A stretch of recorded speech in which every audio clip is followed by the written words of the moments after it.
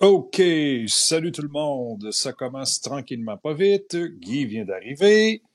Guy, t'as juste à cliquer sur le lien de co-animation que je t'ai envoyé dans le système. On va se mettre en branle tranquillement pas vite. On va renvoyer le segment. Bonjour H, bonjour Marc. On va renvoyer le segment le plus possible pour que les gens se souviennent qu'il existe et qu'ils puissent se loguer. Alors, bonjour Monsieur Bouliane. Yes, ça va très très bien. Tu es enregistré comme co-hôte, tout va très bien. Il est 19h28 minutes. Excusez-moi, les gens vont commencer à arriver pas vite. C'est ça, on va leur Ça, donner un peu de temps pour arriver, peut-être. c'est ça, ça a été une journée assez occupée dans l'actualité internationale. Il y a énormément de combattants du Hamas qui sont éliminés et qui se rendent à l'armée israélienne. Il y a une espèce de triage en ce moment. De ces gens-là. C'est assez spectaculaire de voir ça aller. J'ai pas eu le temps de l'envoyer sur mon fil d'actualité parce qu'il y a trop de choses qui se brassent ici. Là. En plus, le space de ce soir, il n'était pas prévu. Il s'est comme rajouté au courant de la journée. C'est un événement super positif. Je te remercie énormément, Guy, d'accepter d'avoir accepté de participer à ça. Ben écoute, c'est moi qui te remercie de me recevoir. C'est quand même un privilège pour moi de pouvoir discuter de vive voix avec toi ce soir. Ben, moi, je trouve que c'était une belle occasion de connecter avec les gens parce qu'on le voit beaucoup passer. Par contre, euh, on voit tes textes, c'est d'une magnitude à chaque fois. Je vous le dis, là, un de tes textes, là, faut embarquer dedans, faut pas le lâcher parce que il y a tout le temps des petits trésors de cachés là-dedans. Puis c'est ça qui me fait capoter, c'est que il y a de la recherche en arrière de ça, il y a du ouvrage en arrière de ça. C'est ça qui me fait. Comment tu réussis à faire tes journées? Comment ça se passe une journée de Guy Bouliane? Oh boy, OK. C'est une question un peu difficile à répondre dans le sens où il n'y a jamais rien de prévu chez moi. Hein. Il y a comme un petit côté d'improvisation dans le sens où quand je reçois une information que je juge intéressante puis qui doit être partagée au public avec le plus grand nombre de personnes possible, c'est instantané chez moi que c'est comme un automatisme pour moi de vouloir en faire un article puis de le publier sur mon site internet. Mais c'est rarement quelque chose qui est prévu à l'avance. J'ai quand même des projets d'écriture, comme j'ai quelques projets d'articles que je veux rédiger, là, qui sont en stand-by, comme on dit en anglais. Mais en général, c'est toujours comme, il y a toujours un côté improvisé là-dedans. Quand je juge qu'une information est importante, j'ai comme pas le choix intérieurement de la partager. C'est comme, c'est impératif chez moi. Je suis fait ainsi. OK, ça, c'est pour les C'est ça. articles. Si on parle d'une gestion au day-to-day, ça va vite. Est-ce que il te passe des idées des fois, dire ah, cet article-là, je pourrais l'inclure dans un livre. Est-ce que ça Oh, t'arrive? oui, mais ça, c'est constamment. Comme là, tu sais sans doute que là, j'ai rassemblé les articles. C'est ma deuxième anthologie que je fais des articles que je considère les plus importants de mon site Internet. Je viens de publier justement l'anthologie 2021 des meilleurs textes de mon blog. Mais aussi, c'est sûr que des projets de livres, c'est pas ça qui manque. Il y a beaucoup d'informations. Moi, je dois dire, là, je vais en profiter pour dire que ce que je publie sur mon site Internet, c'est pas nécessairement tout ce que j'aurais à dire personnellement. Un livre, dans ce sens où un livre, c'est beaucoup plus personnel. On peut plus mettre de choses qu'on croit profondément, des opinions dans un livre que dans un article. L'article, lui, est là pour informer d'une façon la plus stricte possible. Dans un livre, on peut se laisser aller un peu plus et mettre un côté personnel là-dedans. Mais c'est sûr que des projets, j'en ai. J'en ai sur la glace. Là. Et t'es éditeur toi-même, si je ne Ouais, oui, je m'abuse. suis dans le milieu de l'édition depuis, depuis que j'ai l'âge de 20 ans. Oh mon Dieu, OK. C'est-à-dire qu'en 83, j'ai publié mon premier, j'avais 20 ans et j'ai auto-édité déjà à cet âge-là mon premier recueil de poésie et le deuxième aussi en 87. Donc, je peux dire là, sans aucun doute que je suis dans le milieu de l'édition depuis l'âge de 20 ans et aujourd'hui, j'en ai 61, demain. Ah ouais, bon, ben, bon anniversaire à l'avance, Merci beaucoup. Guy, mais si tu compares le milieu de l'édition et du livre en général dans les années 80 versus aujourd'hui, est-ce que c'est mieux? Est-ce que ça va moins bien? Comment ça se comporte? Le marché du livre a beaucoup baissé durant les dernières années. Ça, c'est une évidence. C'est certain qu'il y a l'aspect numérique, il y a l'aspect d'Internet, mais il y a aussi la crise économique, hein, qu'on le veuille ou non. Puis moi, je comprends très bien que la première chose que les gens veulent faire, c'est de manger et de se loger. Ça, c'est la première chose. Ouais. Fait que c'est sûr que c'est pas le livre n'est pas prioritaire pour la plupart des gens. Mais bon, il y a quand même des ventes qui se font, mais tu sais, c'est pas si je parle de moi, c'est sûr que c'est pas à coût de 100 000 exemplaires. Là. Mais je vends quotidiennement des livres. Il n'y a pas une journée où il n'y a pas quelques copies qui se vendent. Tu sais. Fait que c'est quand même encourageant. Fait que tu réussis à en vivre. Ben moi, je vis de ce que je fais dans son ensemble. Il y a des éditions dédicaces, malgré que je vais quand même admettre que les éditions dédicaces par la bande fonctionnent beaucoup moins qu'avant. Ça va avec. Mais je vis aussi, tu sais, de mes livres, des ventes des livres, puis aussi, je dois le dire là, quelquefois, vraiment pas beaucoup, là, je dois le préciser. Il y en a qui vivent des dons, c'est pas mon cas, mais je reçois quand même de certaines personnes, de certaines gentilles personnes qui veulent m'encourager, des fois quelques dons et tout le truc. Tu sais, je vais le dire, là, je vis quand même au jour le jour. C'est ça. OK. C'est une situation qui est bien gérable ou si faut constamment se battre? Se battre, le mot est peut-être exagéré dans mon cas, mais il faut que je reste vaillant. Je vais dire ça comme ça. OK. Tu sais, j'ai pas été un salarié comme tel, là. Je suis autonome. Puis qui dit autonome dans le milieu dans lequel je navigue, ça veut dire les arts, la littérature. Ben, tout le monde sait, ou à peu près tout le monde sait, que c'est pas le métier le plus payant au monde. Donc, j'ai aucune assurance, j'ai pas de syndicat là, en arrière de moi là, non plus. Ouais. Mais tous les livres qui sont vendus, la production même du livre, l'impression, puis tout ça, est-ce que tu t'occupes de tout au complet? Moi, je fais tout. Ou si c'est donné? Toute la conception du livre, c'est moi qui la fait. Ça veut dire la mise en page, la conception de la couverture. C'est certain que quand on est rendu à l'impression, ben là, c'est pas moi. Là, c'est ce qu'on appelle le print on demand. Ça peut être soit Amazon, soit Lulu ou d'autres imprimeurs indépendants. Autrement dit, le livre est vendu à la demande, est imprimé à la demande. Lorsqu'il y a une vente, le livre est imprimé de qualité professionnelle, pas photocopié. Là, on parle vraiment de livre imprimé, comme tu le sais. Et la mise en marché se fait automatiquement, comme par exemple dans les boutiques en ligne, là, comme Amazon, mais aussi bien d'autres. Donc, on n'est pas obligé de faire produire, admettons, à l'avance 5 ou 10 000 copies. Non. Parce qu'on ne sait pas où exactement. On ça, c'est dans l'ancien temps.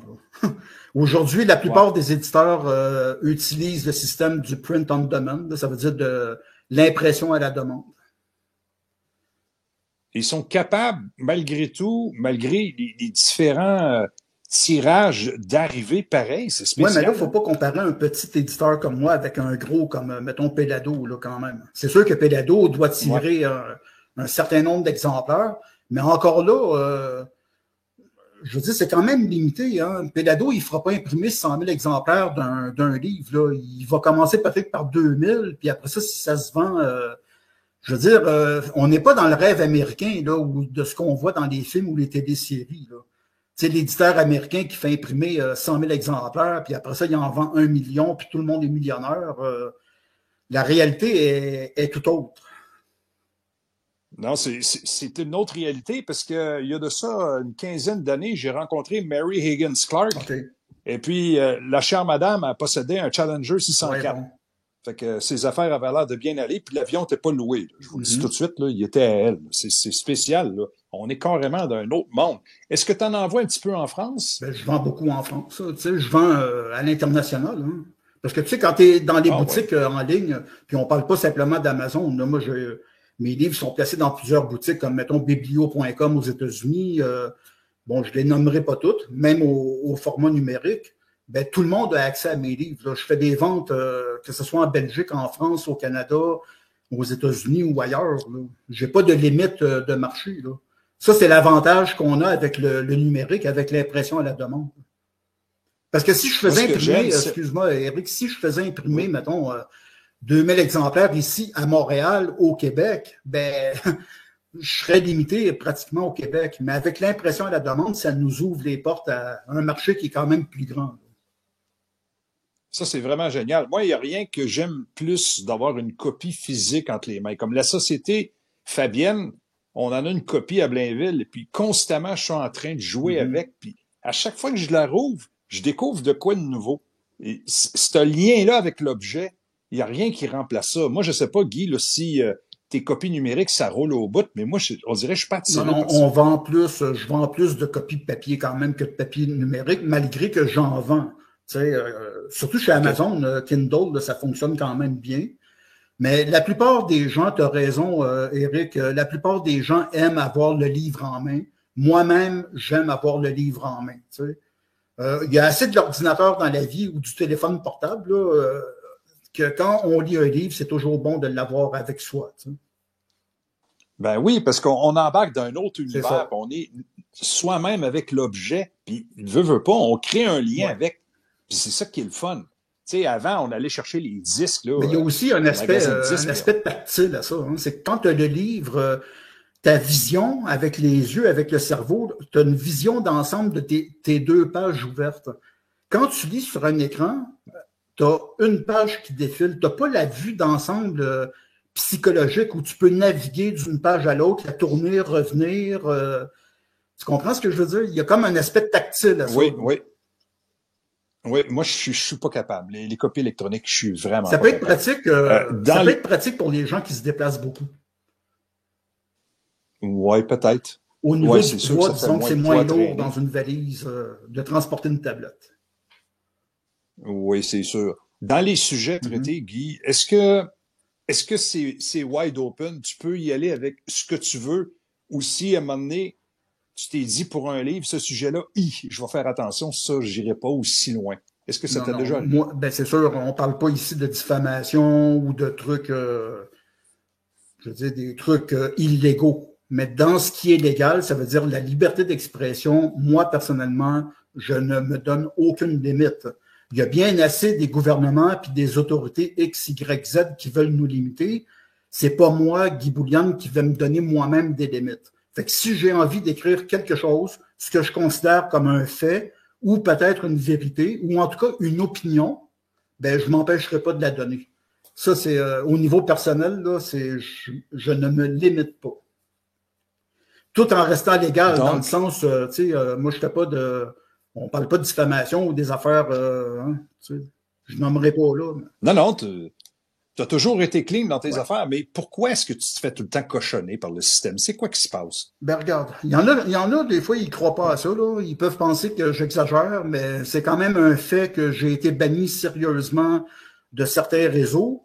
Si on parle de Facebook, j'ai été complètement... On parle pas d'une punition, parce qu'il y a beaucoup de gens qui ont des punitions. Je dis pas que je suis le seul de banni, là. Je suis pas en train de me donner des fleurs, là. C'est pas ça l'idée du tout, du tout. Mais l'idée est de dire que c'est pas une simple punition que j'ai, là. C'est comme Facebook, j'ai été complètement... Tu sais, j'étais là depuis 2009 là, sur Facebook. Je me considère comme un des premiers Québécois quasiment à avoir été sur Facebook à l'époque. Puis, autrement dit, j'avais beaucoup de matériel, hein,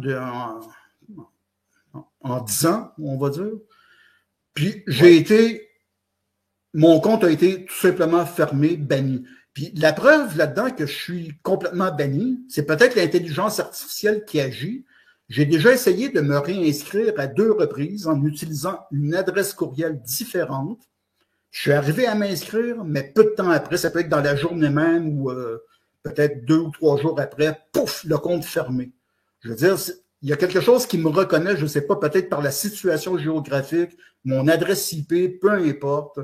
Mais si j'essaye de me réinscrire à Facebook, ça ne fonctionnera certainement pas. Puis il y a quelques autres réseaux qui m'ont barré, là, comme YouTube complètement fermé, Vimeo, etc., etc. Donc, c'est quand même une réalité.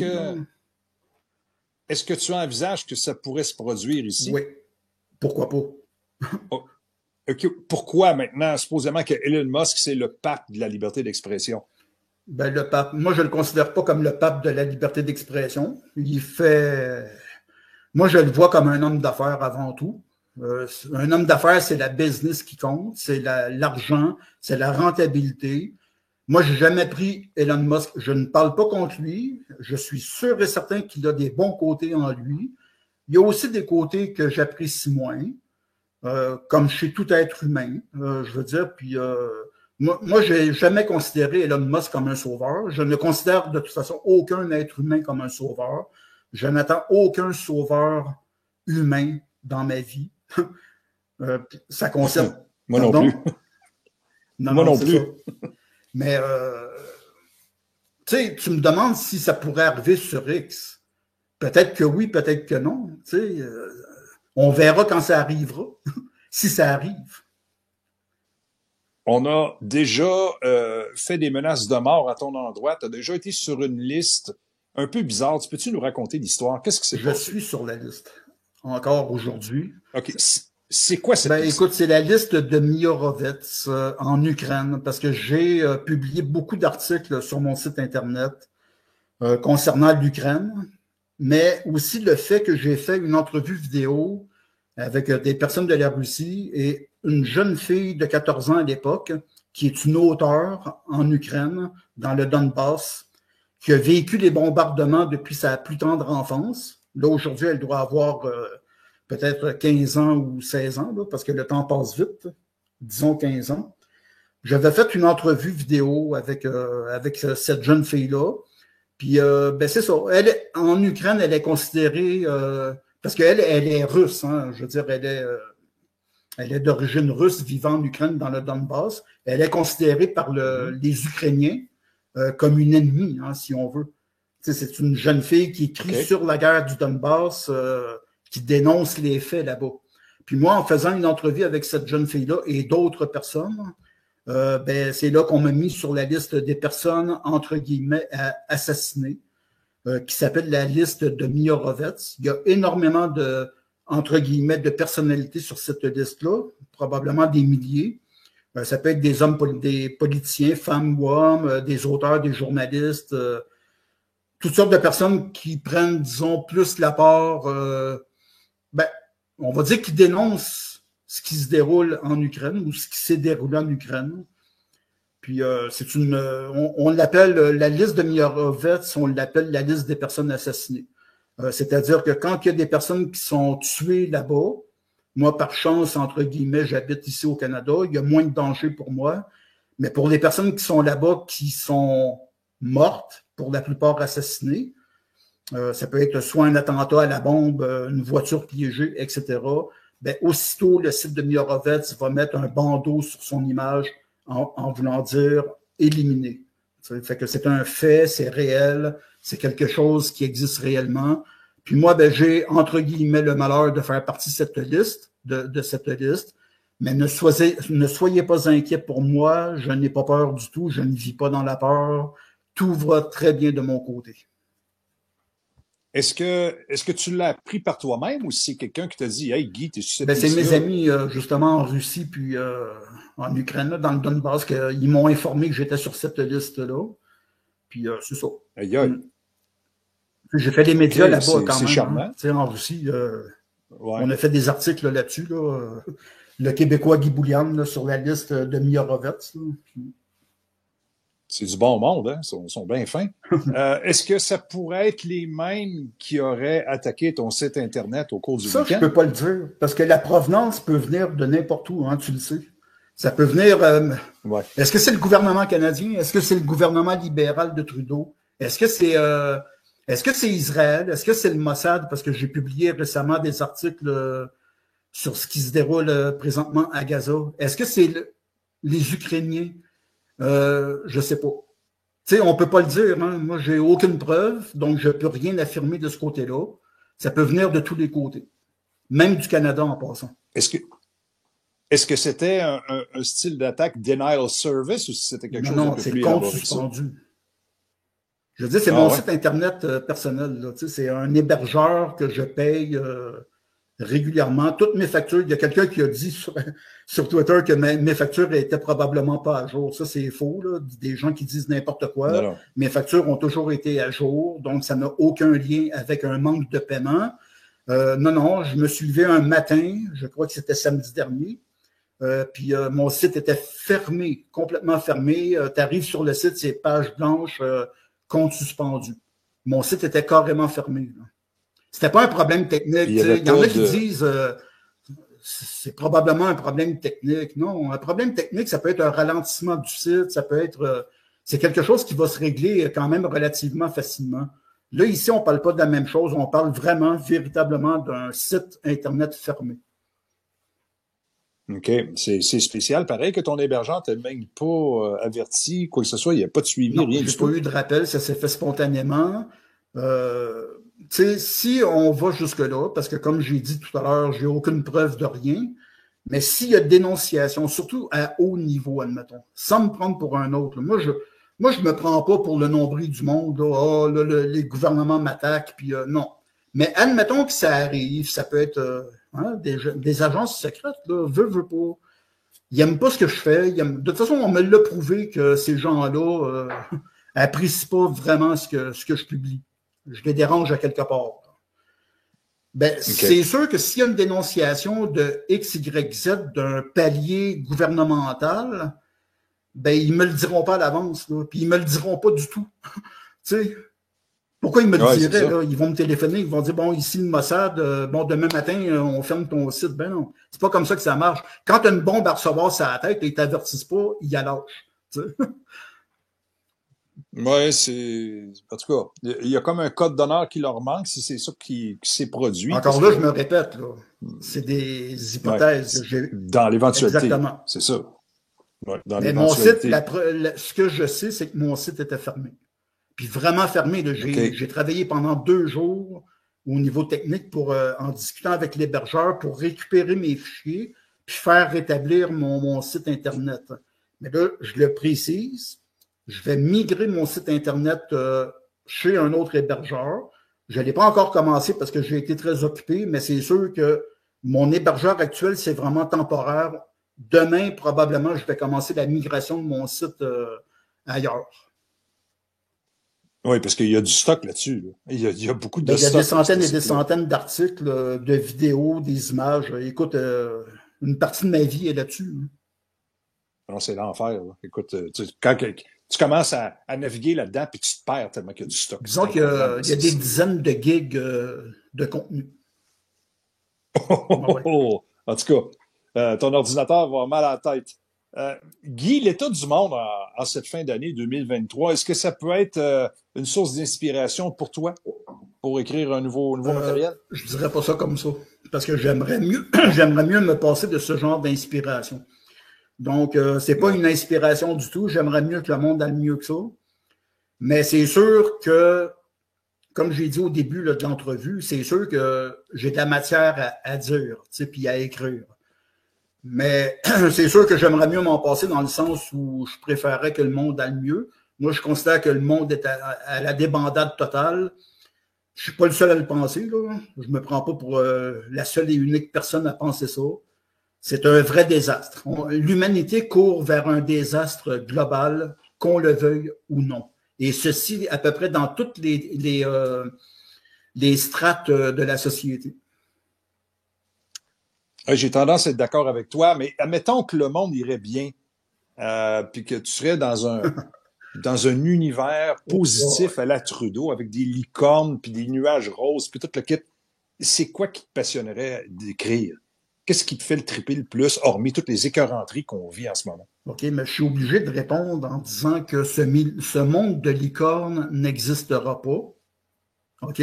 Donc, c'est un peu difficile de répondre à cette question-là.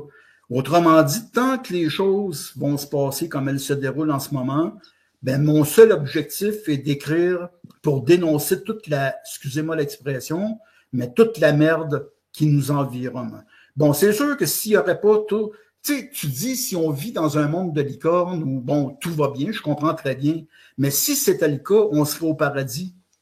Hein? On serait au paradis. Si on dit tout va bien, tout est beau, il y a des licornes qui se promènent, qu'est-ce que ça veut dire? Ça veut dire que le paradis est là. Donc, on n'aurait même plus besoin d'écrire quoi que ce soit parce que tout le monde serait bien, on mangerait des fruits, on cueillerait tout irait bien, la verdure partout, les arbres, le ciel est bleu. Hein? Mais là, c'est pas le cas. Oui, mais c'est pas le cas. T'as quand même 40 ans de métier en arrière de la cravate. Si tu compares ce monde-là à ta vingtaine, à celui d'aujourd'hui, lequel tu préfères?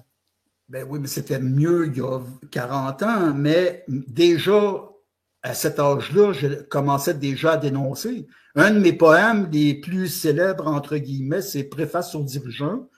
Je l'ai publié justement, je l'ai republié, parce que la première fois que je l'ai publié, c'était en 87. Là, je l'ai inséré dans ma dernière anthologie des meilleurs textes de l'année 2021. C'est la bataille aux dirigeants. Bon, déjà, à cette époque-là, j'entrevoyais ce qui allait venir, sans vouloir me prendre pour un prophète. Mais c'est certain que les choses se sont aggravées, puis c'est normal que ça s'aggrave parce que c'est pyramidal. Je veux dire, si tu commences à inventer des machines de destruction ou des affaires de biotechnologie, on sait très bien que ça ne s'arrêtera pas. Même si on disait à un gouvernement prendrait la décision de tout arrêter ça, les choses vont se faire ailleurs. Puis si tous les gouvernements disent non, on arrête tout ça, ben ça va se faire en cachette. Je veux dire, quand le mal est lancé, quand les technologies ou la science qui amènent à la destruction de l'humanité sont en route, c'est bien de valeur, mais on ne peut pas l'arrêter. Donc, c'est normal que ce soit pyramidal. On le voit dans la progression des armes, dans la progression des technologies, dans la progression de l'intelligence artificielle, la robotique. Tout va en s'amplifiant.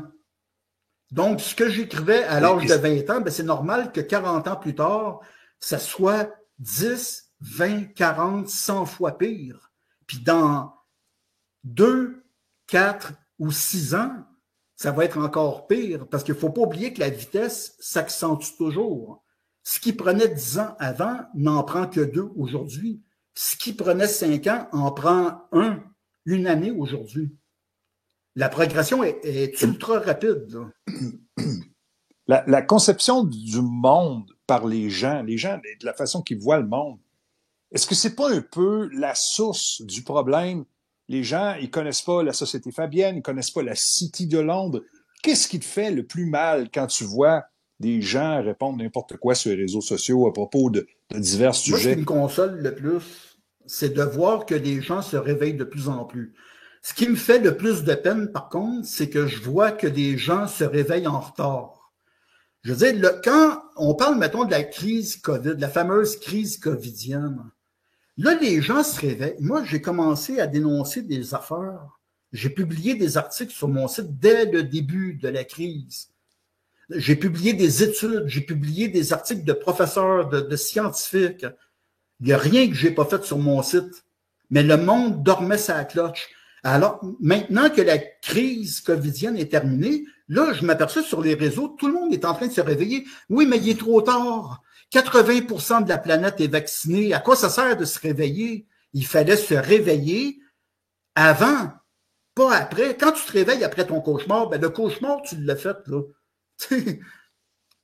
C'est quoi la source du sommeil, Guy? Pourquoi les gens dorment de même? Tout a une racine. Je veux dire, puis ça serait trop long ici à expliquer. Vous pouvez, de toute façon, lire La Société Fabienne dans laquelle j'explique un peu la racine de ce mal-là. Mais ce serait trop long sur le space, tu sais, à tout expliquer. Il y a quand même une origine à tout ça au niveau de la société. C'est la prise de pouvoir par les socialo-communistes. Puis ça n'a pas débuté il y a 3 ou 4 ans. Ça a débuté au début du siècle dernier. Puis même à cette époque-là, il y avait du monde, surtout beaucoup aux États-Unis, des gens qui ne sont même pas connus. Allez voir mon site Internet dans l'onglet Alerteur, puis vous allez en retrouver quelques-uns, là, des personnes, même des politiciens de 1920 ou 1930, qui dénonçaient le nouvel ordre mondial déjà à cette époque-là. qui dénonçait tout ce que nous vivons aujourd'hui, ben, il le dénonçait il y a 100 ans.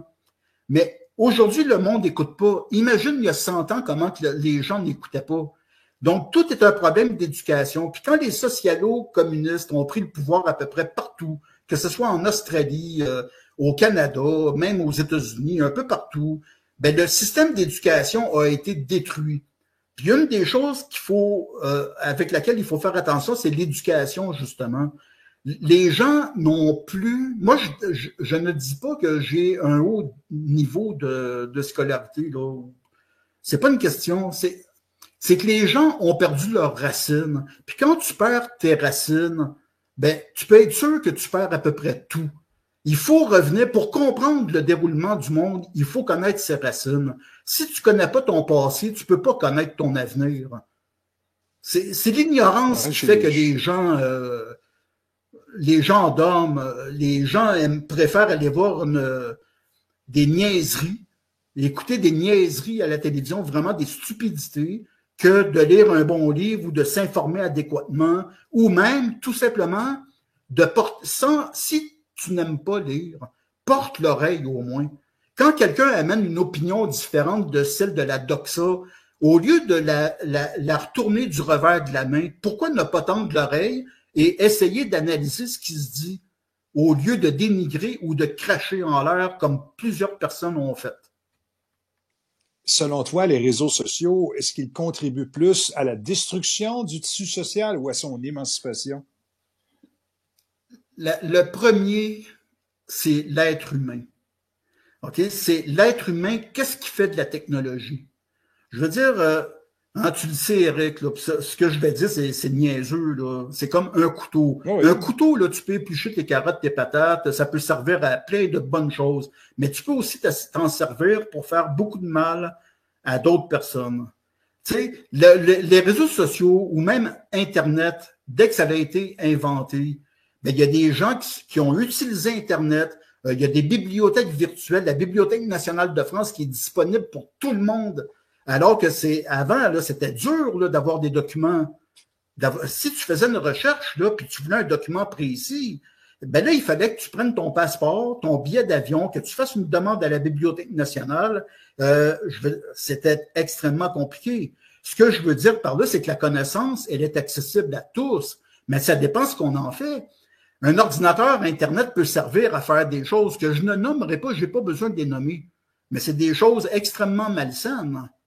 Hein? Il y a même le dark web que moi, je ne connais pas personnellement parce que ça ne m'intéresse pas, mais je sais qu'il y a l'existence du dark web. Donc, c'est pareil pour tout. Hein? Fait que les réseaux sociaux, il y en a qui s'en servent pour diffamer les gens, pour faire nuire à la réputation d'autrui. Mais il y en a d'autres, comme toi, comme d'autres personnes, plusieurs autres personnes en passant, parce qu'on est de plus en plus, comme je disais tout à l'heure, à être réveillés puis à savoir dénoncer des choses. Bien, il y a des personnes comme nous, comme vous, qui utilisent les réseaux sociaux pour la bonne communication, pour essayer d'échanger avec les gens. Tu sais. Il n'y a pas beaucoup de gens qui osent dénoncer. Mettons, on va se donner un exemple, mais il y en a d'autres qui osent mettre leur face là. C'est beaucoup derrière des pseudonymes, c'est beaucoup derrière des avatars. Pourquoi? Pourquoi est-ce que ces gens-là ont peur de dénoncer? Malheureusement, c'est un des défauts, hein, parce que, premièrement, moi, je ne vis pas dans la peur. Puis quand on vit dans la peur, ben, t'as perdu. T'as à moitié perdu. Puis si tu te caches, comment qu'on peut donner des sources? Admettons que tu as des informations importantes à partager, mais tu te caches toi-même sous un pseudonyme. Elle est où la valeur? Comment tu veux que les gens te croient? C'est un pseudo, c'est quelqu'un qui se cache, il met une tête d'ours à la place de son vrai visage. Donc, ça enlève au moins la moitié de la valeur de ce que tu essaies de dénoncer. Moi, personnellement, c'est sûr que je ne me cache pas, sauf mes coordonnées. J'essaie de faire attention aux informations sensibles, mais sinon, je ne me cache pas. Ouais. Je veux dire, mon site Internet, il est pas, ça ne s'appelle pas Glouglou la patate, là, ça s'appelle Guy Boulian. Tu sais? Puis ma photo est là, puis ma photo est partout. Moi, je ne me cache pas. J'assume ce que j'écris puis ce que je dis.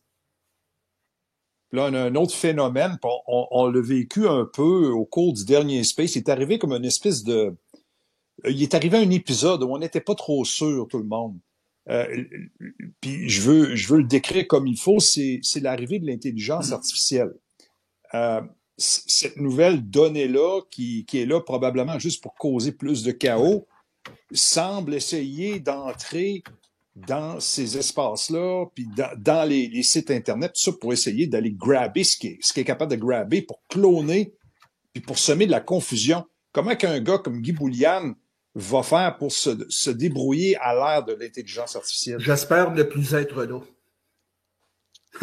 T'sais, sans vouloir être négatif, là, mais c'est sûr que là, on se dirige vers un monde extrêmement difficile. Tu vas voir une vidéo sur Internet là, avec quelqu'un qui est en entrevue, c'est peut-être même pas lui qui est là. Ça va être une intelligence artificielle qui parle, ça va être une image composée. Je veux dire, là, on est en train d'entrer dans un monde infernal, puis il faut pas se le cacher. Il faut être capable de le dire, il faut être capable de l'assumer. Je veux dire, c'est sûr qu'un jour, je dis pas nécessairement moi, parce que qui suis-je, moi? Moi, en réalité, là, je suis pas une vedette, je suis pas...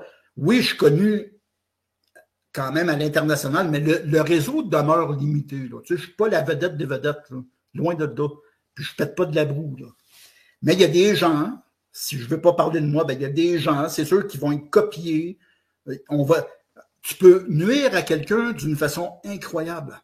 Tu peux faire accroire des photos, des vidéos d'une personne, même avec des choses simples, dans le sens, il est filmé tout nu dans son salon, alors que c'est faux, mais ça va être une image composée, ou ça peut aller à des choses beaucoup plus graves, qui pouvant mener à des accusations extrêmement graves, sans nommer de choses. Là. On se comprend entre adultes.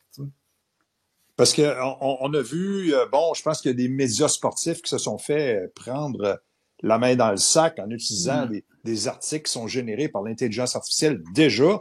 Fait qu'imagine-toi un pseudo Guy Bouliane cachant quelque part dans un serveur qui se met à publier des livres et qui envoie ça partout.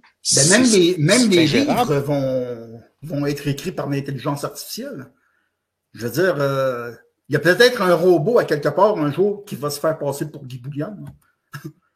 C'est incroyable. Qui va écrire vraiment des affaires graves, là, que là, ça va frapper à ma porte, là, ce jour-là. Tu sais, je dis moi, mais ça peut être d'autres personnes. Là. Ah oui, ça peut arriver à n'importe qui, là. Mais comment qu'on fait pour vivre dans un monde de même? Regarde, c'est pour ça qu'on... tu sais, il n'y a pas de... Comment je pourrais dire? C'est pour ça que la réponse que j'ai faite tout à l'heure, j'ai dit, j'espère que je ne serai pas là. Tu sais, pas dans le sens où je suis suicidaire ou que je veux mourir, non. Mais j'espère que, regarde, moi j'ai 61 ans là, demain, ben j'espère que, regarde, ils ont voulu créer ce monde-là. Moi, c'est pas mon choix personnel. Qu'est-ce que tu veux que je fasse? C'est pas Guy Bouliane ou... Personne n'est capable d'arrêter ce qui s'en vient. Là. Je parle au niveau humain. Ceux qui pensent qu'ils vont pouvoir... On peut changer des petites affaires. Je suis pas en train de dire que les protestations dans les rues ou que c'est complètement nul et non avenu, mais ça sera toujours des petites affaires à peu près locales. Changer ce qui s'en vient au niveau mondial, là, on oublie ça tout de suite. Là. Écoute, on oublie ça. Là. Faut pas rêver en couleur. C'est pour ça que on a essayé de merger nos publications, on a essayé de merger certains concepts en début d'année. On l'a peut-être fait un peu trop vite parce qu'on n'était pas dans une période très propice. On sait au Québec, l'Internet, la façon que ça fonctionne, c'est cyclique. Moi, je l'ai vu dans mes données cette année. J'ai un très beau bilan d'ailleurs là au niveau des données ici sur X, mais on a essayé des trucs, puis il y a des affaires qui ont collé, il y a des affaires qui n'ont pas collé. Naviguer là-dedans, c'est de la peau, là, je veux dire. Ça dépend qu'est-ce que tu veux faire, mais moi, j'en vis pas. Moi, j'en tire aucun revenu. Mais moi, j'essayais de t'aider là-dedans, puis je me grattais la tête, puis je te disais, mais ça fait pas de sens qu'un gars qui est, admettons, qui est soigneur d'une équipe de hockey, avec l'aide de 2, 3 autres, sorte un livre et en vende 200 000 copies, puis toi, tu arrives avec une machine comme la Société Fabienne, puis ça sort pas assez. Je veux dire, c'est cauchemardesque. Oui, mais qu'est-ce que tu veux... Tu sais, ça dépend toujours de ce qu'on écrit. Hein. Quelqu'un peut publier une pseudo-biographie qu'il va avoir fait écrire par ce qu'on appelait à l'époque, là, c'est pas péjoratif, là, un nègre, ça veut dire un auteur fantôme, et qu'après, il est écrit par un auteur fantôme, puis qu'après ça, la personne signe le livre. Là. Mais ça dépend toujours de ce qu'on écrit. Hein. Ça dépend aussi de la visibilité que tu as dans les fameux médias mainstream là, qui n'en sont quasiment plus aujourd'hui. Ça dépend du marketing. Qu'est-ce que tu veux? Mais moi, l'important, tu sais, dans le fond, là, j'en vends, comme je te disais en début d'entrevue, j'en vends toujours quotidiennement. Pas beaucoup, j'en vends. L'important pour moi, c'est de vendre aussi à des gens de qualité qui vont prendre, ils l'achètent vraiment, ils l'achètent pas comme un coup de mode, comme tu vas acheter le livre, la biographie, la 5e biographie, alors que ça se peut pas. Quand tu fais ta biographie, il devrait en avoir juste une, la 5e biographie de Jeannette Bertrand. Ben, tu sais, quand tu en as fait une, il me semble, ça devrait être, il y en a une. Ben, ça, la plupart des gens vont l'acheter par un effet de mode, parce qu'ils ont connu Jeannette Bertrand, Moi, je veux, les gens qui achètent mon livre, je veux que ce soit des personnes qui s'intéressent véritablement au sujet, puis que ça va leur apporter quelque chose de véritable, tu sais, comme information. Tu sais, oui, il y a l'argent, mais qu'est-ce que tu veux, il y a aussi la qualité. Oui, c'est une belle façon de voir les choses, puis c'est pour ça que je t'apprécie énormément comme auteur. J'ai beaucoup, beaucoup, beaucoup de respect pour ton œuvre. Guy, avant qu'on passe avec les gens, parce que quand même, des centaines de personnes qui sont venues nous voir ce soir. Est-ce qu'il y a quelque chose que tu voudrais qu'on discute avant qu'on donne la parole aux intervenants? Non, mais je pense qu'on a fait un bon tour d'horizon. Tu sais, on peut peut-être donner justement la parole aux gens, puis comme on s'est dit avant l'entrevue, ben écoute, on improvise. Si les gens veulent poser des questions, soit à toi, Distoman, ou à moi, ben on y va, puis on improvise. Si j'ai rien à répondre, je répondrai rien. Parfait. Alors, on va laisser la parole. Petit instant. On va jouer dans les réglages. Vous pouvez être intervenant à partir de maintenant, mesdames et messieurs, discuter avec l'auteur Guy Bouliane, qui est tout oui. Alors, prenez la liberté d'être intervenant. Ça va nous faire un plaisir de jaser avec vous. Je vous rappelle que demain soir, 20h, je reçois le chef du Parti populaire du Canada, Maxime Bernier, dans un one-on-one dans la cuisine avec peut-être que ça va être plus du kombucha pour Maxime Bernier que de la bière. Mais on va discuter de ce qui se passe avec ce parti-là. Comment, l'année politique s'est terminée pour lui. Vous pouvez être intervenant à partir de maintenant. Est-ce qu'on a des intervenants? Ne soyez pas timides. Ne soyez pas timides, mesdames et messieurs. Guy est tout là pour vous autres. Lâchez-vous lousse. On attend vos questions. Il n'y a pas d'intervenant? Pas encore. Peut-être qu'il y en a un qui va se mettre. Peut-être que les gens préfèrent justement écouter. Hein? Ah, c'est possible. C'est possible. Mais on est là pour répondre aux questions de tout le monde. Non, tous les réglages sont là. Tout est bon. Pas d'intervenant? Une petite question à quelque part, mesdames et messieurs. Allons, mesdames et messieurs, gênez-vous pas. Timide, prenez la parole. Parlez avec Guy. Bon. Non, pas du tout. Ben voyons donc, d'habitude, vous êtes des dizaines. Peut-être parce que les gens, justement, veulent peut-être plus écouter, là. Tu sais, OK. Intervenants, qui peut parler d'intervenants actuels ne sont pas affectés. Alors, oui, tout est beau. Oh, on a un intervenant. Alors, Darwin, la parole est à vous. Salut, Darwin. Oui, est-ce que vous m'entendez? Oui, très bien. Puis je suis très content de te parler, Darwin. Ouais, ben moi aussi. En fait, moi, c'est pas. Bonsoir Guy, bonsoir Eric. Salut. C'est pas vraiment une question. Moi, c'est pour revenir sur le fait que Guy disait les gens se cachent derrière un pseudonyme. Moi, j'ai un pseudonyme, mais c'est plus un trademark parce que je fais des vidéos. Ça, c'est pas. Fait que c'est comme si c'était. Je sais pas, moi, n'importe quoi, comme style LCN ou whatever, là. Mais je me cache pas parce que je peux dire même mon nom, je m'en fous. Puis j'ai souvent même ma face qu'on voit dans mes vidéos. Fait que c'est pas vraiment que je me cache, c'est plus comme un trademark. C'est plus. Oui, mais Darwin, je vais justement en profiter pour préciser quelque chose, là, comme je fais souvent, entre autres. J'ai pas voulu comment, j'ai pas voulu généraliser. Je dis souvent ça, Non, moi, quand non, je je parle, comprends. là. J'ai parlé tout à l'heure des pseudonymes, mais moi, au contraire, je suis content de te parler, là. On se suit beaucoup sur Twitter. Oui, exact. Non, je visais pas, justement. C'est pour ça qu'il faut Non, pas je me suis pas, généraliser dans la vie, hein. non, je me suis pas senti visé personnellement. C'est juste que je veux revenir sur le fait que souvent, il y a des gens qui ont des pseudonymes aussi parce que peut-être qu'eux, ils veulent pas que les gens sachent parce qu'ils ont des craintes par rapport à s'afficher sur des réseaux Ça peut sociaux. être à cause de leur travail aussi. Leur travail, tout ça. Moi, je travaille plus, Oui, je comprends. donc ça me dérange pas vraiment, là. Mais en tout cas, je suis content que tu Mais interviennes là-dessus parce que ça me permet de préciser que j'ai vraiment pas voulu généraliser, puis surtout pas non. attaquer justement des gens. Disons que je Moi, parlais. ben, Vas-y. excuse-moi. Non, Vas-y. vas-y. Non, non, Ben, vas-y. c'est justement ça. C'est pas pour dire que je me sentais attaqué, là. C'est juste pour dire au monde, c'est pas nécessairement parce qu'on est en arrière d'un pseudonyme Mhm. que les gens n'ont pas à se sentir mal nécessairement, mais il y a beaucoup de trolls, en fait, qui se cachent derrière des C'est ça. pseudonymes, ça. J'ai été victime moi-même de ça. J'ai même eu la visite de la SQ chez moi déjà, donc Ah oui. ouais, ouais, ouais. Pour une histoire d'affiches qu'il y avait eu. J'avais fait une vidéo. Les affiches n'étaient pas de moi sur la CAQ parce OK. qu'il y avait du sang. Puis tout ça, je sais pas si vous avez Ah entendu oui, parler oui, de oui. ça. Oui, Cette oui. histoire-là, ben moi, j'ai eu la SQ chez nous. Puis j'avais rien à voir là-dedans. C'est pas moi qui ai fait les affiches. C'est une de mes amies. Puis c'est ça, c'est que les gens n'avaient pas compris ou la CAQ qui ont fait une histoire avec ça, mais ça n'avait rien à voir avec le fait Oui, qu'on oui. voulait les Non, tuer, non, puis tout c'est ça. ça. Ils ont fait une grosse histoire avec ça pour cacher d'autres choses, dans Mais le disons fond. qu'il faut toujours faire attention. Moi, c'est mon avis, Ouais, là. Il faut toujours faire attention à ce qu'on publie. ouais. Il faut penser à ce que l'autre va penser. Tu comprends? Ouais, c'est ça, mais non, écoute, je suis pas dans la tête de tout le monde.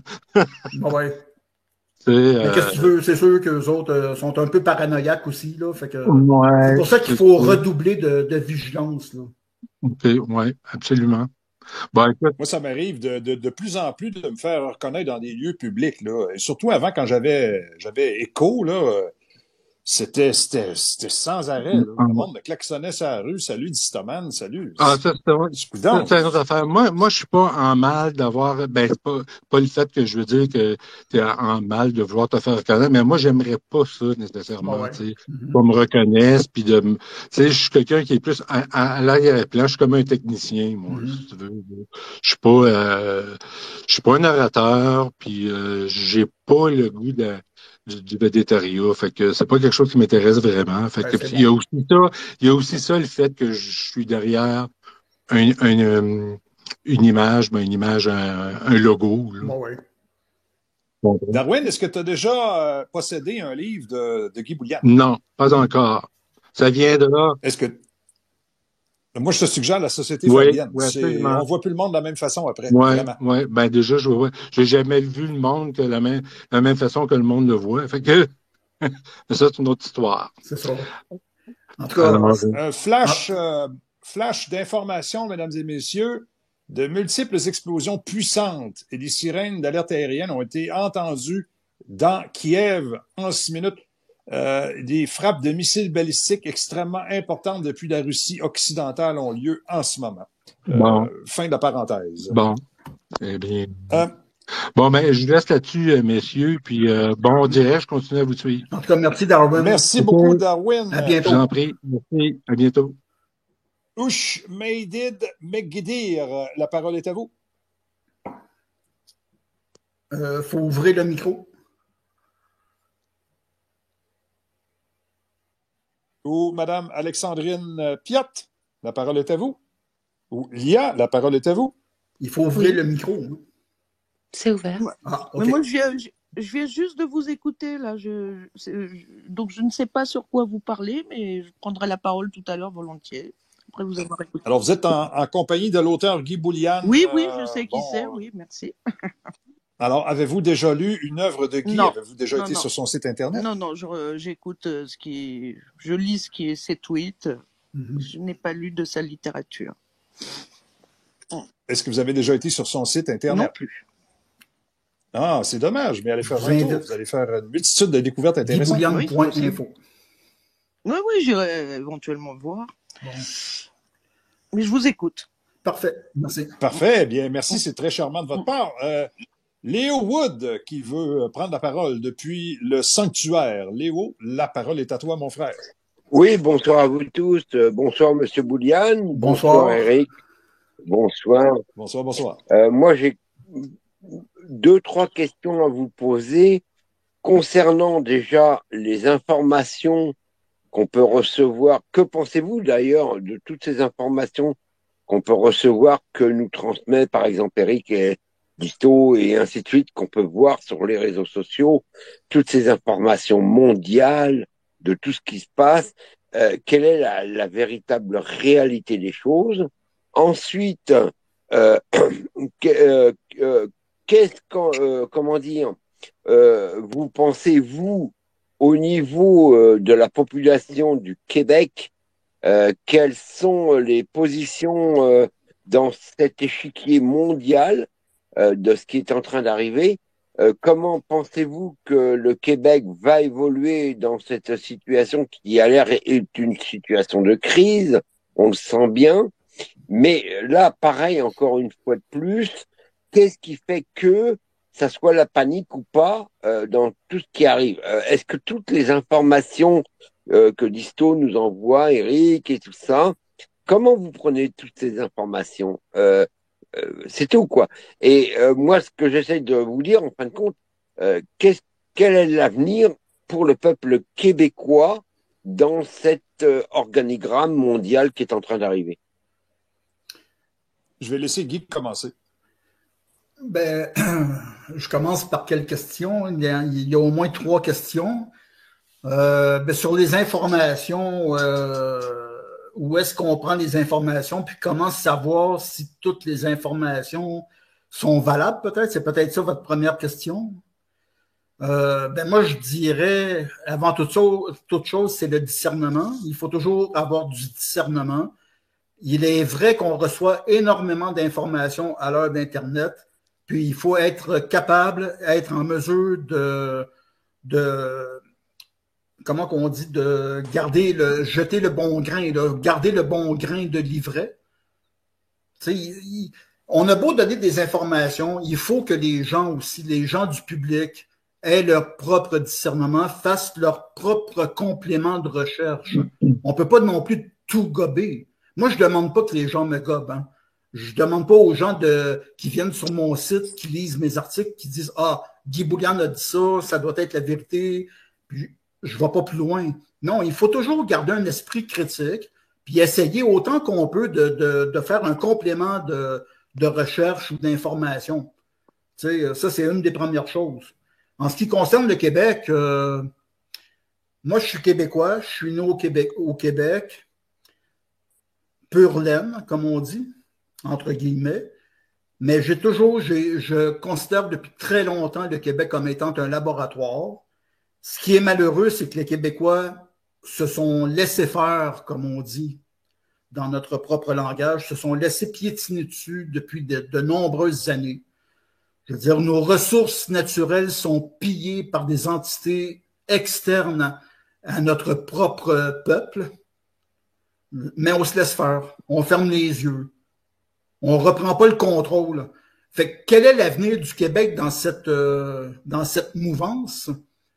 Moi, je le vois d'une façon assez pessimiste, dans le sens, il ne se passera pas grand-chose. Parce qu'on est un peuple qui s'est fait bouffer et qui continue à se faire bouffer. Regardez la CAQ, pour parler de la CAQ, on pourrait parler de bien d'autres gouvernements. Ce que la CAQ fait actuellement en sourdine, puis voter de nombreuses lois avec le bâillon, alors que le bâillon, à la base, devrait être utilisé de façon très exceptionnelle. Ben, la CAQ utilise le bâillon de façon régulière. Qu'est-ce que c'est le bâillon qui est utilisé de façon régulière? C'est une forme de dictature. Ça veut dire aux autres, ben, fermez votre gueule. On a décidé que c'était comme ça. On met le bâillon, puis that's it. Je veux dire, puis on n'essaye pas de combattre, hein, on les laisse faire. Et on va aller voter aux 4 ans. Peut-être, Disto, si tu veux peut-être prendre la parole. Ce qu'on appelle le baillon au Canada correspond au 49.3 en France, hein, je crois. Je pense que oui. Oui, ça se ressemble beaucoup en termes de procédure parlementaire. Moi, je considère que, bon, moi, je fais de l'agrégation d'actualités et d'informations. J'essaie toujours d'avoir 3 sources différentes. Et quand je suis capable de me le faire confirmer par, une personne humaine sur le terrain, ça l'aide encore mieux quand c'est possible. C'est sûr qu'il y a une marge d'erreur, mais je pense qu'à date, le score est pas pire. Je me suis pas trop fourré à date. C'est sûr que j'ai tombé dans des pièges, c'est normal. Il n'y a pas personne de parfait.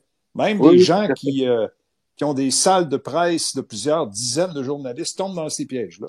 C'est tout à fait normal. Mais écoute, on a vu une annonce hier d'une attaque cybernétique de la Chine envers les États-Unis, qui semblait avoir attaqué tous les systèmes. Écoute, tout ça, moi, je suis désolé, mais écoute, c'est tous les jours qu'on entend ce genre de trucs là, et à la fin, on ne veut plus croire à tout ça parce qu'on se dit, mais non, c'est pas vrai quoi, tout ça. Hein, ça, Léo, moi, j'arrive du domaine industriel au cours des 30 dernières années. C'est quotidien. C'est quotidien. Les systèmes SCADA le système SCADA, c'est ce qui gère les interfaces industrielles le plus en Amérique du Nord. Ils sont continuellement attaqués et les techniciens ramènent la situation au fur et à mesure. Il y a des gens en temps plein là-dessus sur 3 chiffres. Alors, ça, c'est normal. De là à s'attendre à une panne généralisée puis que tout explose, pour le moment, ça relève de la fantaisie parce qu'il y a trop de gens qui sont occupés à maintenir ces systèmes-là. Moi, personnellement, j'ai une question à poser à Guy puis à toi. Comment voyez-vous le peuple, le Québec, hein, on va dire la région du Québec et tout ça, comment va-t-elle passer cette crise qu'on sait que de toute façon on ne pourra pas y échapper, qui est une crise économique mondiale avec des luttes intestines entre différents groupes très importants, que ce soit la Chine, la Russie, peu importe.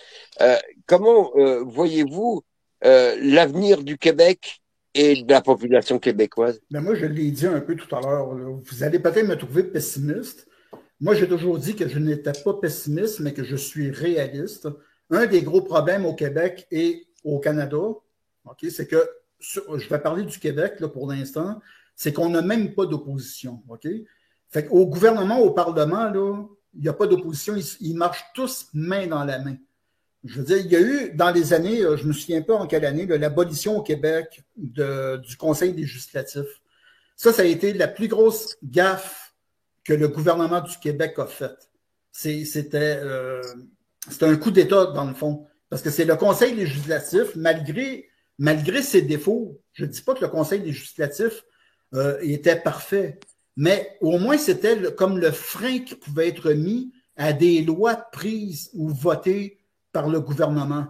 En abolissant le Conseil législatif, ben, les portes étaient ouvertes. Ça veut dire que le gouvernement élu propose des lois et vote pour la loi sans aucun ou presque pas de bâton dans les roues.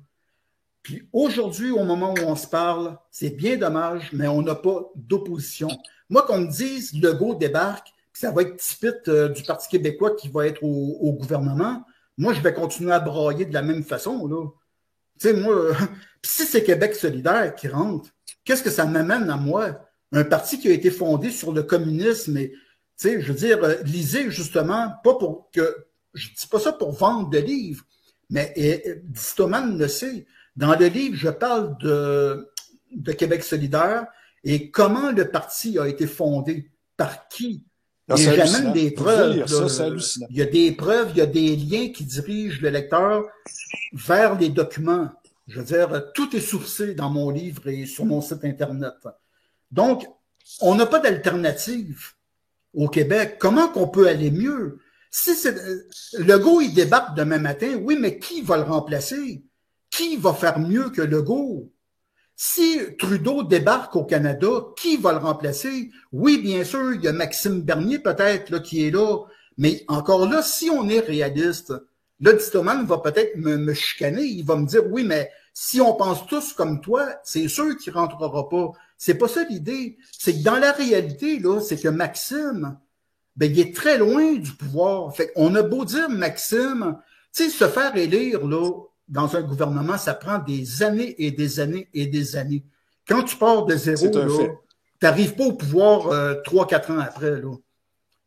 Donc, ceux qui sont là actuellement, qui va remplacer Trudeau? Poilievre? Est-ce qu'on est certain que Poilievre est beaucoup mieux que Trudeau? Il est probablement un peu mieux, mais moi, je veux du beaucoup mieux. Donc, qu'est-ce qui va arriver au Québec? Qu'est-ce que je pense de l'avenir du Québec? C'est un peu ce que j'ai dit tout à l'heure. Puis moi, je suis Québécois, là. Je suis pas en train de caler les Québécois et les Québécoises. J'en suis un moi-même. On peut pas me traiter de raciste ou peu importe de dénigrer les Québécois. J'en suis un moi-même. J'ai toujours vécu au Québec, à part mes voyages dans d'autres pays. Je suis Québécois, né ici. Donc, on peut pas m'accuser de dénigrer les Québécois ou le Québec. Mais je regarde la réalité en face. Qu'est-ce qui va faire que les choses vont changer? J'aimerais qu'on me le dise. J'aimerais qu'on réponde à ma question. Dis-toi. Moi, Léo, je vais répondre à ta question. Quel est l'avenir du Québec? Pragmatiquement, presque immédiatement, je vais te le répondre. Je vais te répondre à ta question. C'est simple, c'est la décote. C'est très simple, c'est ça qui va se passer. La décote. La décote de crédit. Ah ben oui.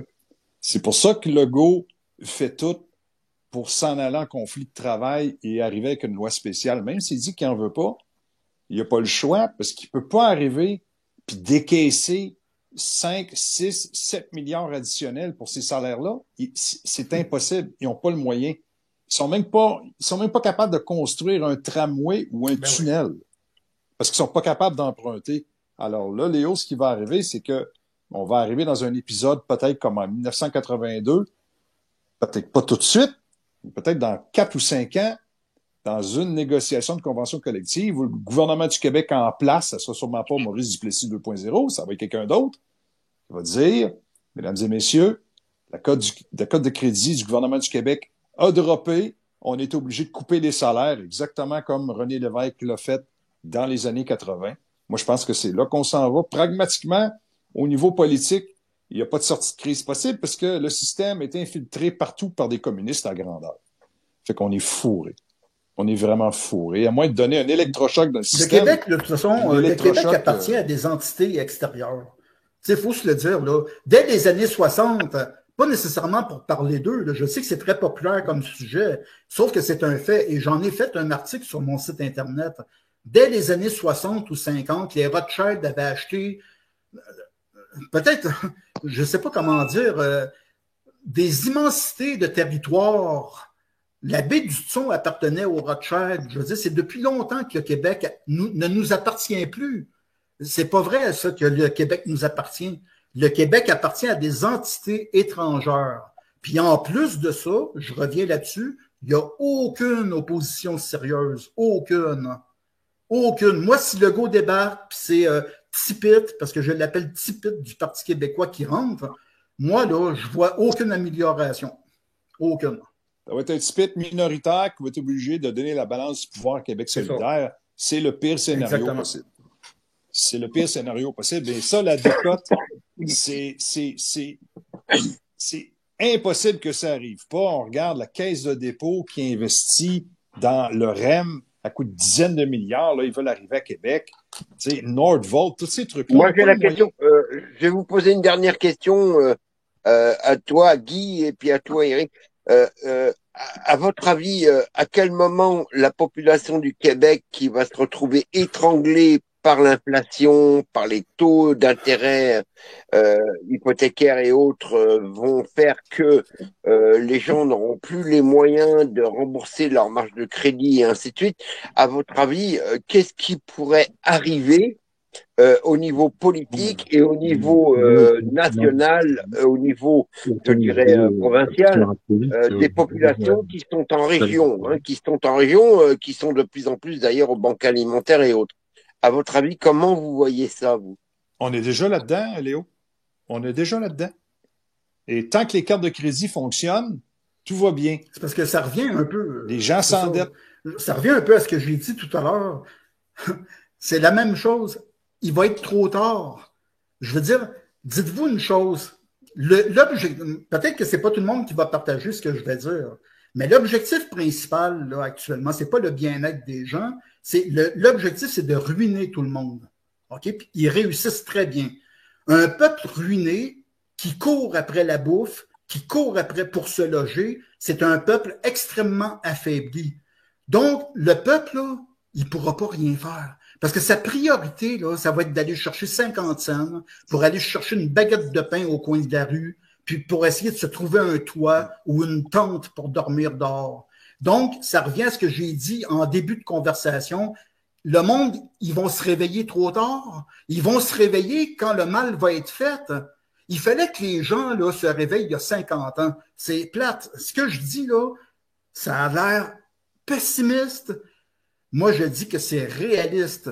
Il fallait pas se réveiller demain, il fallait se réveiller avant-hier. Là, vous me dites, là, les gens sont de plus en plus pauvres, la situation du Québec, qu'est-ce qui va faire que les gens, mais les gens ne pourront plus, ils n'auront même plus une scène dans les poches. On ne pourra plus agir. Si on attend ce moment-là, c'est foutu. Ce jour-là, on est déjà là-dedans. On a des gens qui ont des jobs à 75-80 000 par année en moyenne, et puis qui demandent des prêts sans intérêt à leur structure syndicale pour être capable de continuer à gréver. Ils n'ont même pas été capables de mettre 4 mois, 5 mois de paye d'avance pour se préparer à ça. Ils savaient que ça en allait là-dedans. Non, les gens, ça prend le cellulaire, il faut qu'ils aillent en Floride, il faut qu'ils aillent manger au restaurant. Vous savez, moi, j'avais 20 ans, là, puis à l'âge de 20 ans, ou disons dans la jeune vingtaine, et déjà à ce moment-là, je ne croyais même pas dans les systèmes de retraite. Que tu vas travailler, puis là, à la fin de tes jours, oui, il y en a qui en ont profité, mais là, vous savez ce qui va s'en venir. Puis peut-être que Disto pourra peut-être soit confirmer ou peu importe, c'est que les retraites vont disparaître. Je veux dire, moi, je l'ai dit à l'âge de 20 ans, puis vous allez voir, ça va se réaliser. Quand le gouvernement dit une chose, là, vous pouvez être sûr que ça va être autre chose, peu importe le temps que ça prendra. Moi, je suis déjà rentier sur un fonds de pension privé.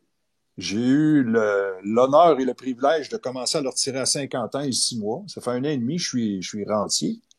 Et je me suis dépêché c'est pas un fonds gouvernemental, c'est un fonds privé.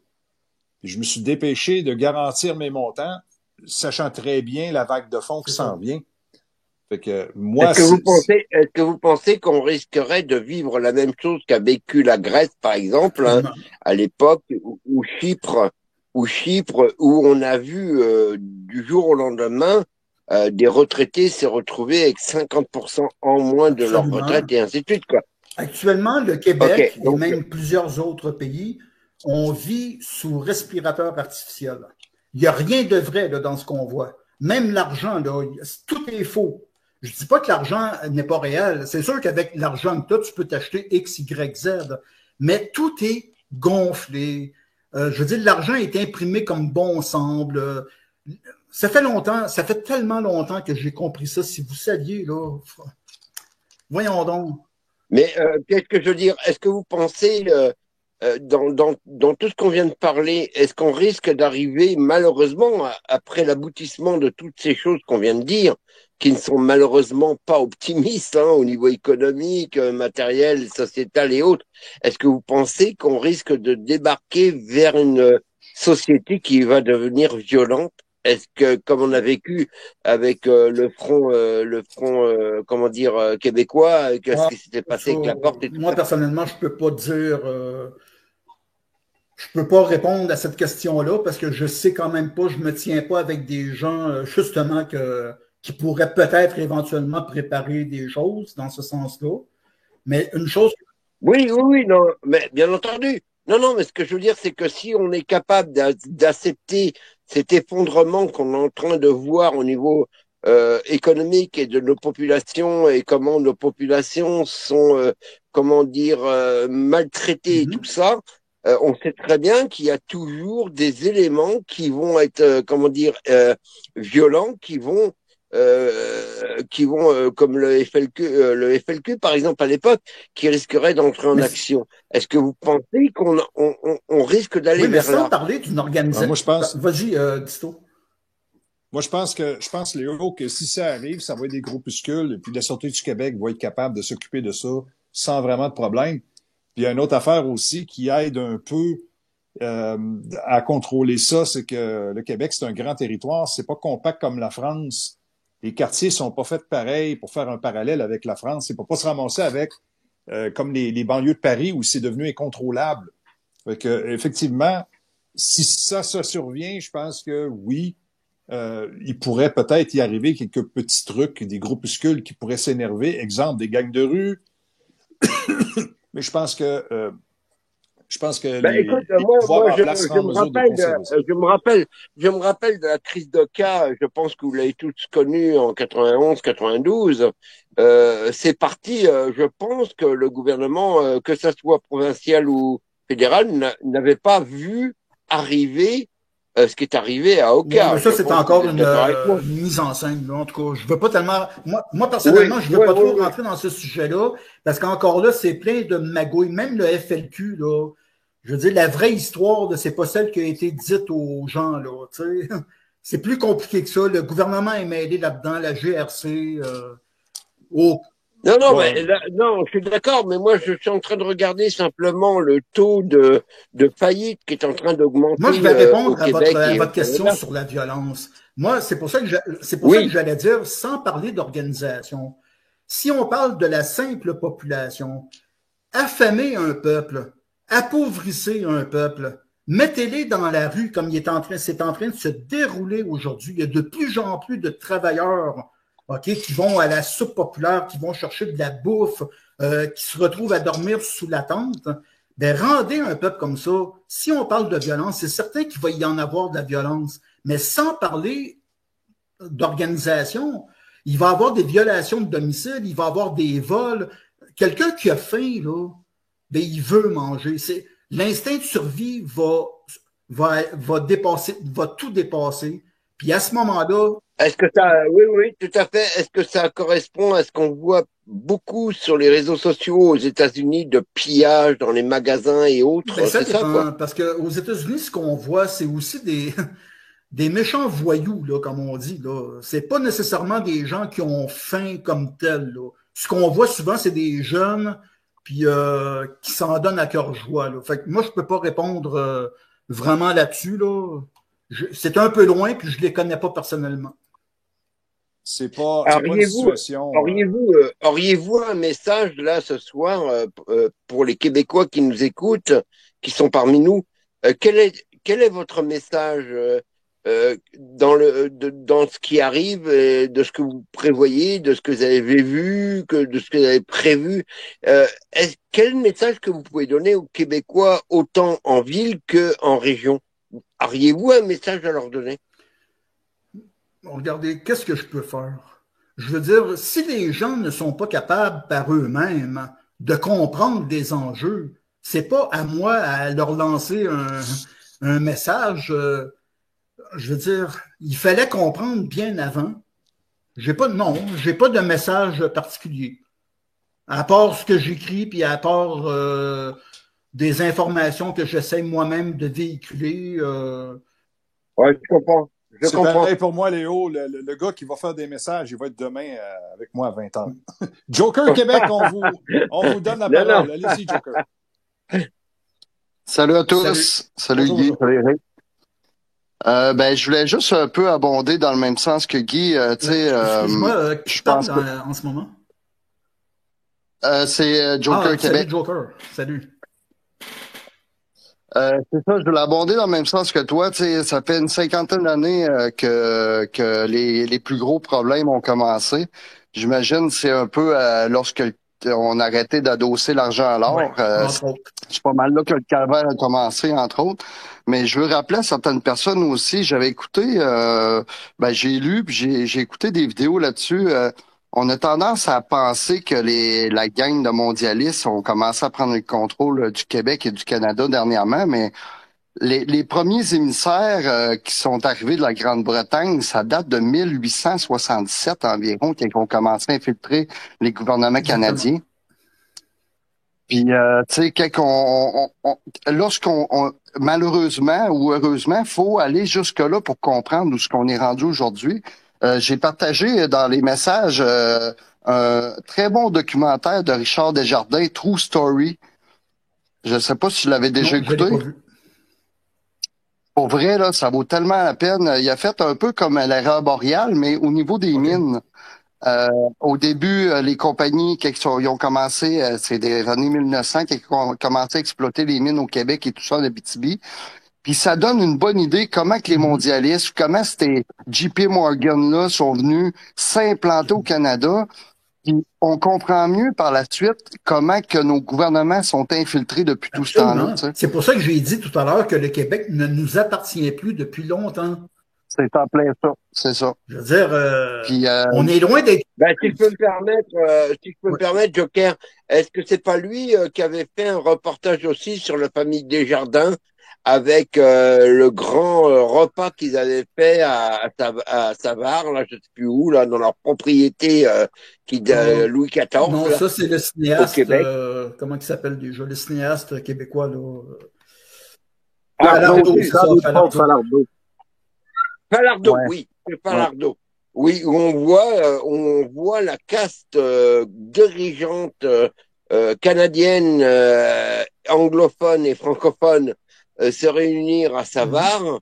Et là, excusez-moi, j'ai vu la même chose, parce que moi je suis français d'origine, avec ce que j'ai vu à Versailles, de la réunion de Macron avec le roi. C'est parce que c'est la même chose. donc, c'est ça qu'il faut comprendre. Oui, quand on oui, dit mondialisme, c'est pas un mot en l'air. Mondialisme, ça veut dire global. Ça veut dire que ce qui ressemble à quelque chose à tel endroit va être la même chose ailleurs. Je veux dire, c'est une reproduction au niveau global. Et c'est pas toujours pour le meilleur. Hein? Et c'est rarement. La plupart pour du temps, c'est pour le mauvais. C'est ça. C'est ça qui est déroutant. Ces gens-là sont même pas capables de créer quelque chose de positif. C'est un échec total. Mais on en revient à l'éducation. Hein. C'est que pas au niveau scolaire nécessairement. Ça peut être personnel, une éducation personnelle, une curiosité naturelle qui fait en sorte que ce qui importe pour toi, c'est de connaître les choses, c'est d'apprendre. Si les gens avaient plus de curiosité puis voulaient plus apprendre de leur passé, comme j'ai dit tout à l'heure, ben c'est à ce moment-là qu'on pourrait avoir la possibilité de mieux combattre. Parce qu'on saurait, si les gens grandissent dans l'ignorance, c'est impossible qu'on fasse un peuple fort, un peuple qui va combattre pour des convictions. C'est impossible. Parce que ce qu'ils préfèrent, c'est d'aller jouer au quilles ou d'aller danser le vendredi dans une discothèque. Il n'y a rien de mal à ça, mais il faut vraiment complémenter tout ça avec une volonté d'apprentissage. Il faut également faire une introspection qui est quand même, c'est douloureux de faire ça, mais il faut se demander, est-ce qu'on est un peuple? Est-ce qu'on est encore un peuple? Tu sais, moi, je me promène à Montréal, là. Même des fois, je suis juste à Mirabel, puis je peux pas croire que je suis au Québec. Mais sérieusement. Moi, en tant que Français, immigré ici au Canada, moi, je peux assurer quand même une chose, c'est que ce qu'on a pu voir avec le Free Convoy, ce qu'on a pu voir avec le convoi de la liberté, écoutez, cette chose-là est comme pour les Gilets jaunes d'ailleurs en France, a été un mouvement que personne n'attendait, ni au Canada, ni ailleurs. Et ça a été ensuite renvoyé sur plein de pays. Et aujourd'hui, d'ailleurs, je suis très étonné de voir aujourd'hui plein de gens me parler des free convoys, des free convoys.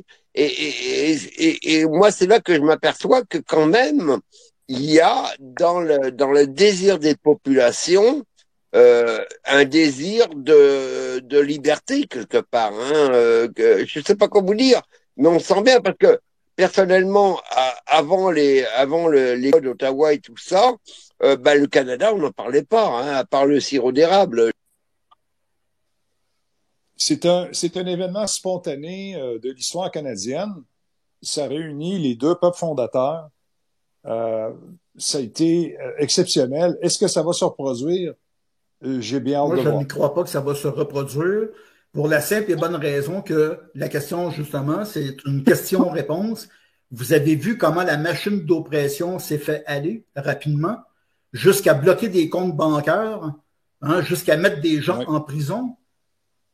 C'est quelque chose, là. Je veux dire, quand tu te lèves, moi, mon site Internet a été fermé un matin, 2 jours, mais c'est rien un site Internet comparativement à ton compte bancaire dans lequel tu as peut-être X montant d'argent qui te permet de vivre. Puis là, tu te fais bloquer ton compte bancaire. Moi, je pense pas qu'il y a beaucoup de gens qui veulent vivre ça. Hein? Je veux dire, fait que ça a peut-être été, et je dis bien peut-être, un mouvement spontané, parce qu'il y a toujours des choses qui se cachent dans ce qu'on croit connaître. Mais ce mouvement spontané a été vite arrêté. La machine oppressive s'est faite aller. C'est là qu'on voit qu'on n'a pas tant de ressources que ça. Je veux dire, nos ressources sont extrêmement limitées. Pourquoi? Parce que c'est le gouvernement et les entités étrangères qui les détiennent toutes les ressources. Que ce soit les banques, que ce soit les... On le voit avec la chaîne alimentaire. Je veux dire, s'ils décident, comme ils ont fait il y a à peine un an, de commander aux navires qui amenaient des provisions de rester loin de la côte, ils ont tout bloqué volontairement. Je veux dire, ils ont à peu près, sans vouloir tomber dans le conspirationnisme, ils ont à peu près tous les pouvoirs. Donc, le convoi des camionneurs, en fin de compte, nous a démontré, je veux dire, à tel point que le gouvernement peut avoir le contrôle sur nous. Est-ce que cette histoire-là va se répéter? Combien de gens, à l'heure actuelle, seraient prêts à risquer que leur compte bancaire soit bloqué? Ils sont déjà près de la faillite. Est-ce qu'on va se lancer là-dedans? Ouais. C'est la question que je pose. Et effectivement, Guy, j'ai tendance à être d'accord avec toi. Joe Larue, est-ce que vous voulez intervenir? Joe Larue, vous êtes enregistré comme intervenant. Juste une petite précision aussi pour revenir tantôt, on parlait de politique. Malheureusement, tu sais, Guy disait que ça revient tout du pareil au même. Puis effectivement, chaque parti, encore plus au Québec, mais au Canada aussi.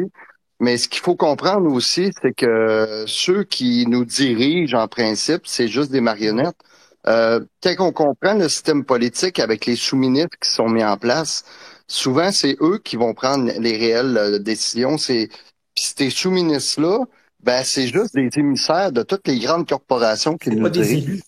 Fait que c'est ce qui est la partie qui est plate, c'est que présentement, le peuple a encore comme réflexe d'aller voter en pensant que ça va changer de quoi, mais on le voit depuis 50 ans que peu importe que ce soit les libéraux, le Parti québécois ou la CAQ, c'est du pareil au même.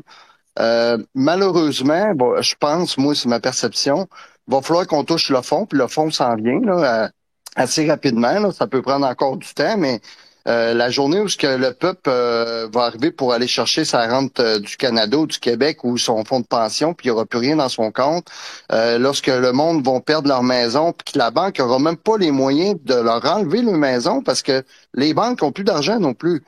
Donc, ce qui est plate, c'est qu'il va falloir se rendre aussi bas que ça pour que le monde comprenne que c'est pas la politique qui va nous sortir de ça. C'est sûr que tu vas le comprendre, Disto va le comprendre, puis tout le monde qui sont ici vont le comprendre. Quand un pays comme le Canada n'a plus d'or dans ses caisses, je veux dire, c'est pas difficile à comprendre. Ça veut dire que notre économie est basée sur une fiction. Trudeau a achevé la vente de notre or au Canada. On n'a plus d'or. Exact. Je veux dire, comment qu'on peut prétendre être souverain lorsqu'on n'a même pas notre propre or? Je veux dire... On a 30 000 piastres d'or, je pense, ou une niaiserie de même, 100 000 d'or, 100 000, là, tu vas faire ton épicerie avec, puis c'est fini, là. Oui, je sais, c'est incroyable, là. Au Canada, il n'y a plus d'or, là, tu sais, c'est comme... On n'a plus d'or, on n'a plus d'armée. Ben, c'est ça. L'armée qu'on a, c'est une armée woke, là. J'ai rien contre ci puis contre ça. J'entrerai pas dans ce sujet-là, mais il faut quand même le dire, c'est une armée woke. Mais c'est pour ça que c'est compliqué, c'est dur de prédire qu'est-ce qui va se passer. C'est vraiment dans le chaos, on va se relever, mais qu'est-ce qui va sortir de ça? Ben, c'est Alors, dur à je l'ai définir, dit je tout à pense. l'heure, hein, j'ai toujours l'air pessimiste. Moi, je me définis comme un ultra-réaliste. Moi, je pense que c'est le bordel partout, partout, partout, partout, partout, pratiquement partout. Il y a peut-être des petites bulles, là, à quelque part. OK, on est en train de vivre le bordel au niveau planétaire. C'est T'es ça. notre petite bulle, Guy. Tu nous apportes de la compréhension. Tu nous apportes de la Bon, lumière. tant T'es mieux. notre Si je bulle vous à nous amène un autres. petit peu de lumière, tant mieux. Jean-Frédéric, est-ce que tu veux enchaîner? Vas-y, t'as le micro, moi, là.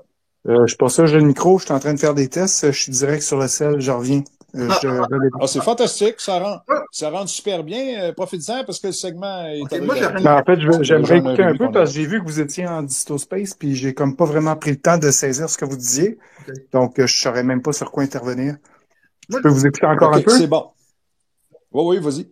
moi, Alors, j'aimerais poser une en question. conclusion, J'aimerais faire Guy, l'intervieweur un peu. oui. J'aimerais Ben oui, poser vas-y, une Guy. question à Léo. Léo, si vous nous écoutez encore. Il est intervenant, OK. oui, tu peux, oui. Léo, bon, vous êtes d'origine française, ce que j'ai bien compris, et vous habitez au Québec. Là, je vais vous poser une question, mais dites-vous bien que vous n'êtes pas obligé d'y répondre, là. Hein? Ça, c'est clair, là. La seule question que j'aimerais vous demander, là, en tant que Français qui avez immigré ici au Québec, est-ce que vous avez un regret à l'intérieur de vous d'avoir immigré? Parce que moi, j'imagine que lorsque vous avez immigré, il y a un certain nombre d'années, vous deviez penser que le Québec, là, en venant ici au Québec, que ce serait vraiment, vous pourriez reformer votre vie, puis que ce serait, bon, à une autre image de ce qu'on vit aujourd'hui. Écoutez, vous n'êtes pas obligé de répondre, mais j'aimerais vous demander, est-ce que vous avez un peu de regret d'être venu vivre ici au Québec en voyant tout ce qui se Alors, déroule? oui, alors Guy, pour commencer, je vis dans un autre monde. OK. Je pense que Eric va me comprendre. Je suis issu d'une formation militaire à la base en France, OK. qui est la formation militaire de la Légion étrangère. Oh, OK. C'est-à-dire que nous sommes des gens Mhm. qui sommes formés de différentes nationalités, près de 75 nationalités, qui sont formés sous le même drapeau qui est le drapeau de la Légion étrangère. Et donc, nous sommes formés sous le drapeau français parce que c'est ce qui nous rejoint. Alors, après, pour le reste, après, moi, je suis passé à une autre étape. Moi, je passe maintenant dans l'étape du peuple de la forêt, c'est-à-dire des coureurs de Oui. bois, des trappeurs, des gens qui vivent en région, qu'on n'entend pas sur les réseaux Twitter d'ailleurs, mais qui vivent dans les régions du côté du lac Saint-Jean, du côté de la Tuque, du côté du lac Édouard, des réserves autochtones, qui n'apparaissent pas dans tout ce qu'on est en train de C'est ça. parler. Donc, si tu préfères, moi, je regarde ce qui est en train d'arriver en tant que Français d'origine, oui. En tant que, défendeur de la langue francophone, puisque nous parlons français, oui. En parlant de l'histoire mondiale, oui. Mais pour le reste, la politique et les confrontations qu'il peut y avoir, russes, ukrainiens, israéliens, palestiniens, eh ben, excuse-moi, je m'en bats les Bon, couilles. oui. Je m'en bats les couilles, complètement. Parce que nous, dans la forêt, et Eric est venu, on s'en fout, nous. On s'en fout. Et il faut pas oublier, et je tiens à le signaler, que ça a été enregistré qu'il y a près de 40 000 Québécois qui ont quitté les zones urbaines pour aller en région. Ça, c'est important de le savoir. Exactement. Et ça, pour moi, c'est quelque chose d'énorme. Ça, c'est, hormis tous les contextes politiques, religieux, raciaux, non, il y a des gens qui ont dit 40 000 au Québec et ont dit ça va bien, ça va faire, je crispe mon camp, je pars dans le bois. Eh ben, écoute, moi c'est tout. Après, pour le reste, qu'est-ce que tu veux? Je suis un ancien militaire, j'ai été au Liban, j'ai été en Afrique, j'ai parcouru pas mal de parcours d'opération au niveau militaire français et hors militaire d'ailleurs. Et je peux t'assurer que de toute façon, ce que je suis en train de regarder actuellement, je n'ai plus envie de participer au combat. Fini. Vous faites bien.